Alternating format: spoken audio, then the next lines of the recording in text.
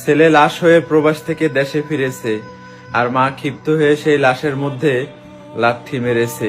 শুধুমাত্র 6.5 লক্ষ টাকার লোভে মা চেয়েছিল ছেলের লাশটাকে বিক্রি করে দিতে, কিন্তু বউ সেটা হতে দেয়নি। বউয়ের ইচ্ছা ছিল স্বামীর লাশটা শেষবারের মতো হলেও একটা নজর দেখবে, কিন্তু মায়ের কথা একটাই, ওকে দেশে এনে তো মাটি দিয়ে দিতে হবে।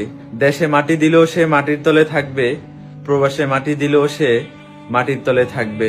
তাহলে অযথাই কেন আমরা তাকে দেশে এনে ভেজাল বাড়াবো?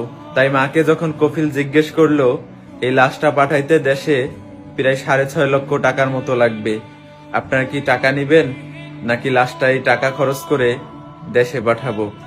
মা বারবার একই কথা বলতেছিল, আমাদের লাশ লাগবে না, টাকা লাগবে, আপনারা আমাদেরকে টাকা পাঠিয়ে দেন। কিন্তু বউ সেটা হতে দেয়নি। শাশুড়ির হাতে পায়ে ধরে হলেও এই লাশটাকে সে দেশে আনতে চায়।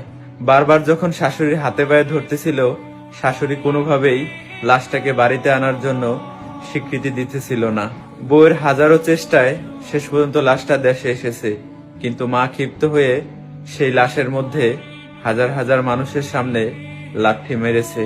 এরকম একটা ঘটনা বিশ্বাসের যোগ্য না। তারপরও আমাদের সবাইকে বাস্তবতাকে বিশ্বাস করতে হবে।